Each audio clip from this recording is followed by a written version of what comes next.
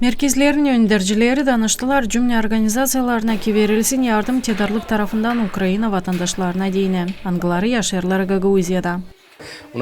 Bizim zorluğumuz vardı buzdolaplarında. Biz danıştık bizim ortaklarımıza Türkiye'den ki yardım versinler bize. Onlar anladılar hani sıcaklar gelirler. Yemeklerin tutması için lazım buzdolapları. Onlar verdiler bize buzdolaplarını hem giysileri yıkamak için maşinalarını. Tayleri Türkiye tarafı artık verdi materyal yardımını Ukrayna'dan kaçanlara deyine merkezlerden nerede yerleştiler. Kaçanlar bağışlandı. Çarşaflar, yemek malları, himya hem başka lazımlı tertipler. Bu sefer Türkiye tarafı kararladı verme 2 dolaplı kameraları yemek mallarının korunması için hem giysileri yıkamak için tedarlıkları. Fond kurduk.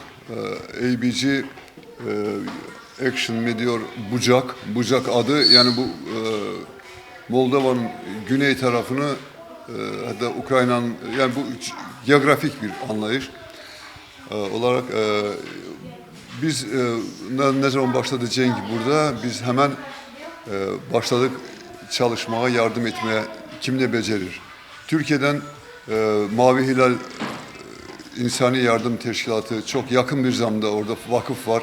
Onlar bize yardım ettiler ve bu yardım işine çok büyük imkanlar sağladılar. 4 uşak anası Yekaterina geldi Gagauzya Ukrayna'nın Odessa dolayından seçti avtonomiyamızı kız kardeşinin nasatına göre. Burada çok uşaklı ana kolay yerleştirdi okula evlatlarını. Koşullar peki, daha doğru pekizler. Hepsini yaparlar uşaklarımıza hem bize deyine yardım ederler. Ne zaman istesek her zaman tutturarlar, anlayarlar. Yaşama koşullarından kayıl 9 uşak anası da. Hangisi geldi Gagauzya Artsız kasabasından Yulia. Ona sıra geldi bırakma Odessa dolayında bulunan evine. Çünkü raketalarda attılar su vermek sistemalarını hem başka önemli infrastruktura tertiplerini.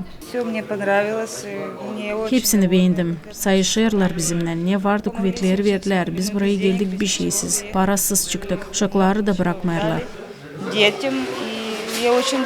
Bucak cümle organizasyonun yardımından verildi tertipler Kirsova köyün merkezine de nerede yerleştirildi Ukrayna vatandaşları.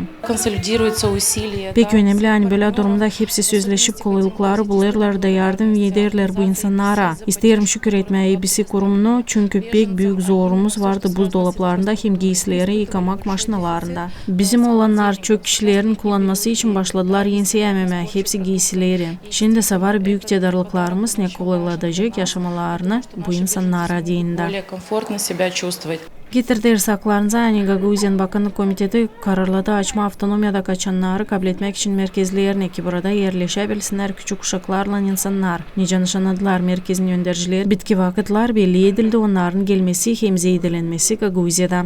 Anna Altayeva, Vladislav Tabaçuk, Maria Kazak, UGRT Haberler.